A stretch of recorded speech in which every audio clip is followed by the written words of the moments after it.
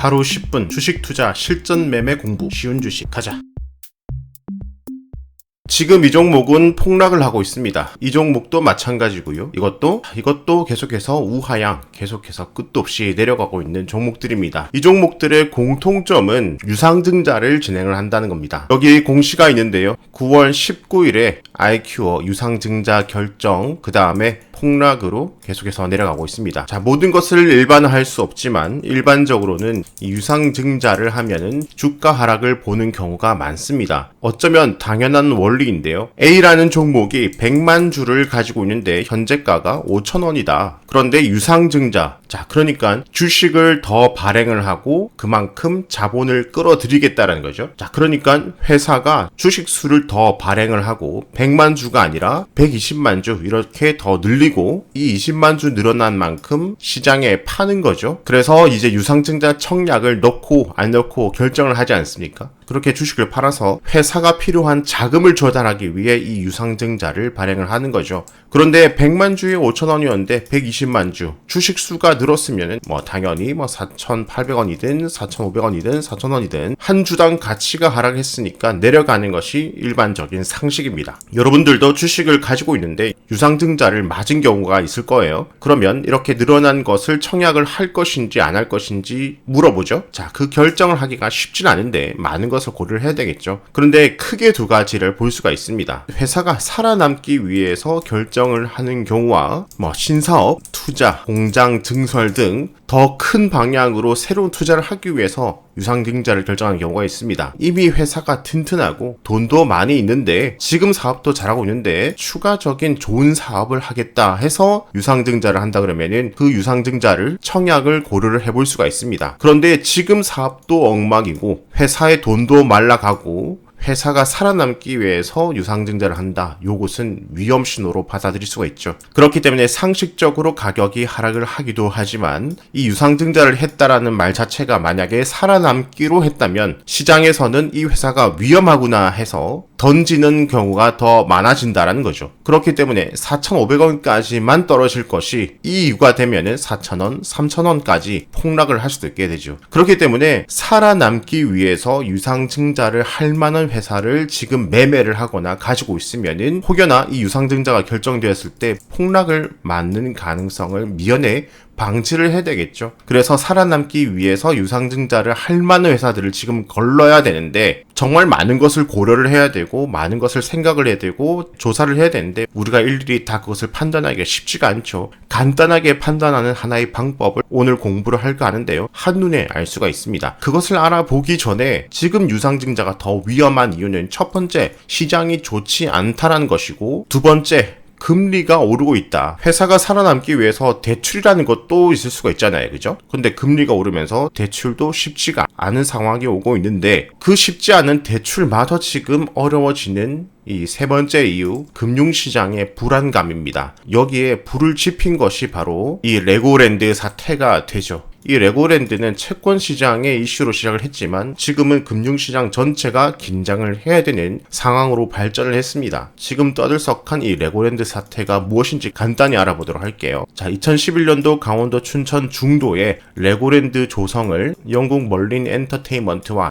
계약을 체결을 했습니다. 그러면서 강원 중도 개발공사가 설립이 되었는데 이것은 레고랜드 조성을 위한 특수 목적 범인이 됩니다. 이것을 위한 공기업 같은 거죠. 자, 이때만 해도 2015년도에 개장을 목표로 했습니다. 얼마 전에 레고랜드가 개장을 했는데 상당히 차이가 많이 나는 시간이죠. 이 시간 차이가 지금의 사태를 만든 주 요인이 됩니다. 자, 이렇게 공사를 진행을 하고 땅을 갈아엎어야 되죠. 신나게 갈아엎었는데 그냥 선사시대 유적도 아니고 세계 최대 규모 거의 도시급의 선사시대 유적이 발견이 되었습니다. 막 이런 게 막 나와요.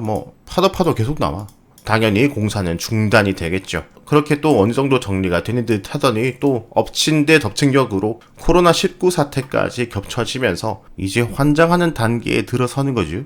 공사가 지연이 되고 공사 지연은 돈이죠, 그죠? 개장 지연, 개장을 해야 돈을 버는데 개장 역시 지연이 되면서 비용이 산더미로 증가가 되었습니다. 추가 자금이 필요할 수밖에 없는 상황이 되었죠. 그래서 이 강원중도개발공사는 채권을 발행을 해서 돈을 빌리기로 결정을 합니다. 자, 그런데 15년 개장이 목표인데 몇 년이나 딜레이가 되다 보니 선뜻 이 사업을 믿고 이 개발공사를 믿고 돈을 빌려주기가 쉽지가 않죠. 그러니까 이 강원도, 즉 지자체 지급 보증을 서기로 결정을 했습니다. 지자체, 정부가 보증을 쓴다는데 당연히 이 강원도라는 지자체 신뢰를 바탕으로 2,050억 채권 발행에 성공을 합니다. 자, 이것이 지금 가장 떠들썩한 ABCP 자상 유동화 기업 어음입니다. 자, 그런데 올해 6월에 김진태 강원지사가 선출이 되었습니다. 김진태 강원지사는 지난달 28일 채권 만기를 하루 앞두고 법원에 강원중도개발공사의 회생 신청을 선언했습니다. 즉, 이 개발공사의 각종 재산부터 최대한 매각해서 갖고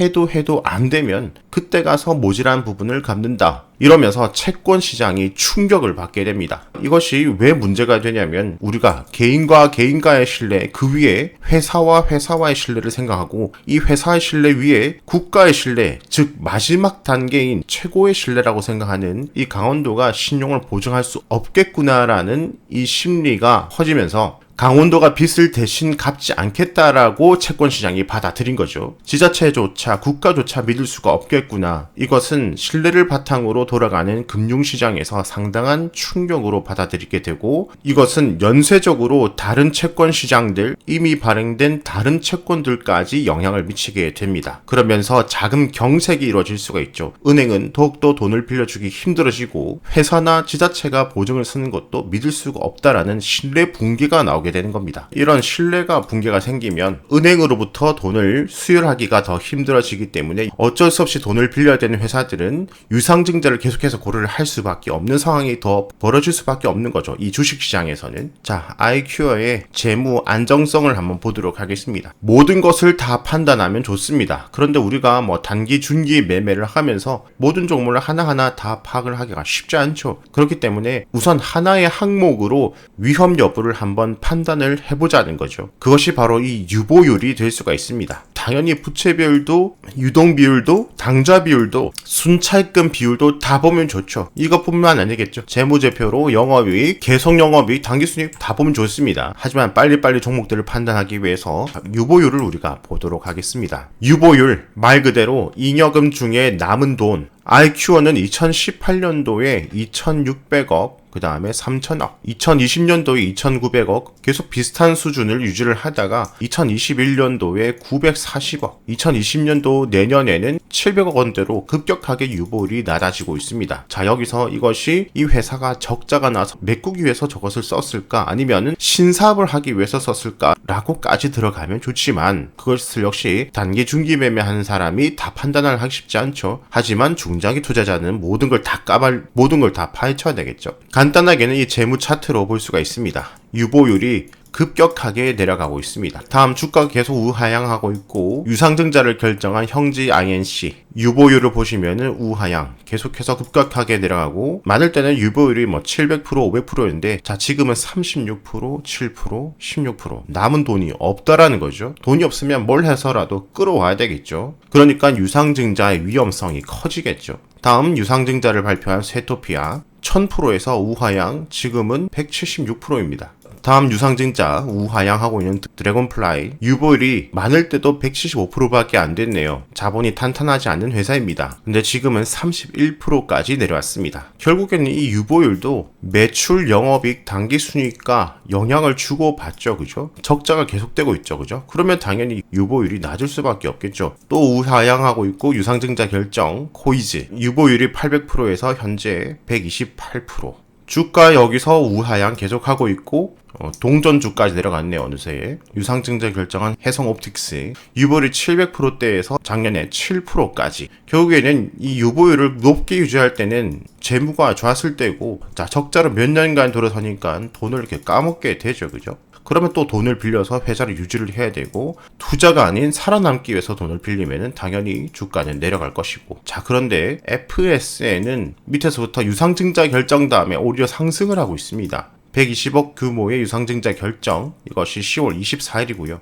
대표이사들도 직접 참여를 한다. 그러고 이 유상증자는 죽어가는 회사를 유지를 하기 위해서 결정을 하는 것이 아니라 확보된 자금은 블록체인, 브랜드 애그리게이팅 등 신사업에 적극 투자할 계획. 그런데 돈도 없고 사업도 못한데 저라면 또 말도 안 되는데, 보시면은 매출은 점점 늘고 있고 영업이익도 흑자, 당기순이익도 흑자를 유지를 하고 있죠. 엄청 좋은 재무는 아닙니다만 그래도 다 흑자를 유지를 하고 있습니다. 유보율도 우상향을 하고 있고요. 오히려 유보율이 200%대에서 지금은 600%대까지 올라가고 부채 비율은 오히려 내려가고 있는, 열심히 노력을 하고 있는 것이 보이죠.